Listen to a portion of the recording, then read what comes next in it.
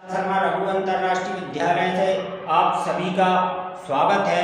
हम कक्षा षष्ठी पास करके अब कक्षा सप्तमी में आए हैं। तो छात्रों, आपको कक्षा षष्ठी में शुरुआत में प्रारंभ में आपको जो संस्कृत में जो दिक्कतें आई थी उनका धीरे धीरे समाधान हुआ था और आपको भी संस्कृत अच्छी लगने लगी थी। इसी प्रकार से आप सप्तमी कक्षा में भी संस्कृत को रसास्वादन के अनुसार बहुत ही रसास्वाद लेकर आप उसका अध्ययन करेंगे और आनंद आएगा। और कक्षा सप्तमी में जो संस्कृत है वो बहुत ही अच्छी है और उसमें से चुन करके जो है आपको पाठ रखे गए हैं। तो छात्रों, अब ये भयावह समय है और इस समय में ऑनलाइन कक्षाएं आपकी प्रारंभ हो चुकी हैं। अप्रैल मंथ में आपको ऑनलाइन अध्ययन करना है। इसके बाद आगे जो आदेश शासन द्वारा आएगा तो उसका हम उस हिसाब से हम उसका पालन करेंगे। तो छात्रों, सीजन 2021-22 में के प्रारंभ में हम ऑनलाइन कक्षाएं जो है प्रारंभ कर रहे हैं। अब पहले तो आप सभी को बहुत बहुत शुभकामनाएं कि आप जो है कक्षा सप्तमी में आ गए हैं। तो ठीक है छात्रों, हम थोड़ा सा यहाँ पर अध्ययन प्रारंभ करेंगे। उससे पहले हम आपको बता दें कि आपको जो है सावधान रहना है। इस कोरोना नामक बीमारी से आपको हमेशा सुरक्षित रहना है, इसलिए मास्क का आप प्रयोग करेंगे, सैनिटाइजर का प्रयोग करेंगे और आपको उचित दूरियां बनाना है। आप बेवजह बाजार नहीं जाएंगे, आप बेवजह किसी से मिलेंगे नहीं। जब कोई अत्यावश्यक कार्य आ जाता है तो मिलेंगे, लेकिन उचित दूरी के अनुसार सैनिटाइजर का प्रयोग करते हुए, मास्क का प्रयोग करते हुए हम अपना काम करेंगे। ठीक है छात्रों, हम प्रारंभ कर रहे हैं अब सप्तमी कक्षा की संस्कृत की पाठ्य पुस्तक रुचिरा। तो रुचिरा द्वितीय भाग नाम से पुस्तक आपको बाजार में उपलब्ध हो जाएगी, है ना। तो इसको आप परचेज कर लें, इसको खरीद लें और जिनके पास में पुस्तक है वो पुस्तक निकाल करके प्रथम पाठ जो है सुभाषितानी नाम से है। सुभाषितानी जिसका तात्पर्य है शुभ आशित अर्थात मीठे वचन या अच्छे वचन, तो उनका हम प्रारंभ करेंगे। सबसे जो है प्रथम श्लोक है, बहुत ही अच्छा श्लोक है, उसको आप गा करके अध्ययन करेंगे। जिस प्रकार से मेरी आपको आवाज आएगी और आप जो है मिलाते रहेंगे और उसका अध्ययन करते रहेंगे, तो हम धीरे धीरे एक पाठ को हम 2 बार में 3 बार में समझेंगे। और यदि कोई भी समस्या आती है तो आप मुझसे संपर्क करेंगे, आपकी समस्या का जो है समाधान होगा। पहला श्लोक है, पृथिव्यां त्रीणि रत्नानि जलमन्नं सुवासितं मूढ़ै पाषाण खंडेषु रत्न संज्ञा विधीयते। द्वितीय श्लोकम, सद्भिरेव सहासीत सद्भि कुर्वीत संगीतम। द्वितीय श्लोक है, सत्येन धार्यते पृथ्वी सत्येन तप्ते रवि सत्येन वाति वायुश्च सर्वं सत्ये प्रतिष्ठितम्। द्वितीय श्लोकमस्ति। इदानीं तृतीयं, दाने तपसि शौर्ये च विज्ञाने विनयेन विस्मयो नहि कर्तव्यो बहुरत्ना वसुंधरा। इदानीं तृतीय श्लोक, सद्भिरेव सहासीत सद्भि कुर्वीत संगीतम् सद्भिर्वादं मैत्री च न सद्भि किंचिदाचरेत्।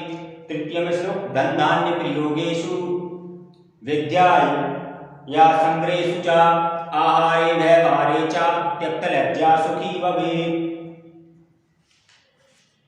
अंतिम श्लोक, क्षमावसी कटिलोके क्षमया किं न साध्यते शांति खड्गा खड्गकर्यस्य किं कुर्वन्ति दुर्जना किं करिष्यति दुर्जना।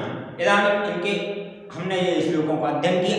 अब इन्हें हम हिंदी में इनके अर्थ जान लेते हैं। तो मैं आज आपको बोलकर बता रहा हूँ, बाद में आपको लिखवा दिए जाएंगे। प्रथम श्लोक था आपका, पृथिव्यां त्रीणि रत्नानि जलमन्नं सुभाषितं मूढ़ै पाषाण खंडेषु रत्न संज्ञा विधीयते। तो उसका तात्पर्य है पृथ्व्यां त्रीणि रत्नानि, पृथ्वी पर 3 रत्न हैं। कौन कौन से हैं? पहला जल, दूसरा अन्न और तीसरा सुभाषित अर्थात मीठी वाणी। पृथिव्याम त्रीणि रत्नानि जल अन्नम सुभाषितम अर्थात मूढ़ै पाषाण खंडेषु रत्न संज्ञा विधीयते। तो पृथ्वी पर 3 रत्न है, जल, अन्न और सुभाषित अर्थात मीठी वाणी, है ना।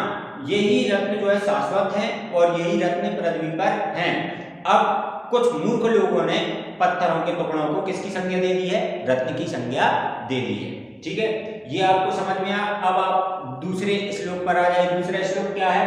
दूसरा श्लोक है सत्येन धारयते पृथ्वी सत्येन तप्ते रवि सत्येन वाति वायुश्च सर्वं सत्ये प्रतिष्ठितम्। उसका तात्पर्य क्या है? सत्य से ही सत्येन धारयते पृथ्वी, सत्य से ही पृथ्वी हमको धारण किए हुए है, अर्थात सत्य से ही पृथ्वी है। सत्येन धारयते पृथ्वी सत्येन तप्ते रवि, और सत्य से ही जो है सत्य के द्वारा ही सूर्य जो है चमकते हैं और सूर्य हमें प्रकाशमान दिखाई देते हैं। सत्येन धारयते पृथ्वी सत्येन तप्ते रवि सत्येन वाति वायुश्च, और सत्य के द्वारा ही जो है वाति और वायु, सत्य के द्वारा ही जो है वायु है और प्रकाश है, और जो है सर्वम सत्य पृथ्वी, और जो पृथ्वी पर जितना जो कुछ भी है वो सत्य के द्वारा ही है। दूसरा श्लोक हो गया। तीसरा श्लोक क्या है? तीसरा श्लोक दाने तपसी सौर्ये च विज्ञाने विनयेनै विस्मयो नहीं कर्तव्य बहुरत्ना वसुंधरा। कहते हैं कि ये पृथ्वी जो है अनेक रत्नों वाली है, ये पृथ्वी अनेक रत्नों वाली है, इसलिए दान में, है ना, दान में, वीरता में, तप में, है ना, कर्म में, दान में, कर्म में, वीरता में, दाने तप शौर्ये च, है ना, विज्ञानी में और नए नीति और नए आविष्कार में, विस्मय नहीं कर्तव्य, अपने कर्तव्य को नहीं भूलना चाहिए। किस किस कार्यों में अपने कर्तव्य को नहीं भूलना चाहिए? दान में, है ना, कर्म में, वीरता में, है ना, और नए नीति और निर्माण में अपने कर्तव्य को नहीं भूलना चाहिए। पृथ्वी जो है अनेक रत्नों वाली है। ये हो गया आपका दूसरा श्लोक। आपका तीसरा श्लोक है, तीसरा श्लोक हो गया आपका चौथा श्लोक है सद्भिरेव सहासीतो सद्भि कुर्वीत संगतम। उसका तात्पर्य क्या है? तो इसका तात्पर्य सद्भिर एव मतलब सज्जनों के साथ, सद्भिरेव सहासीतो सज्जनों के साथ ही हमें क्या करना चाहिए? मित्रता करना चाहिए। सद्भिरेव सहासीतो सद्भि कुर्वीत संगतम, सज्जनों के साथ ही बैठना उठना चाहिए, सज्जनों के साथ में रहना चाहिए और सज्जनों की संगति करनी चाहिए। सद्भि कुर्वीत संगतम सद्भिर्वादम मैत्री च, और सज्जनों के साथ ही वाद विवाद करना चाहिए।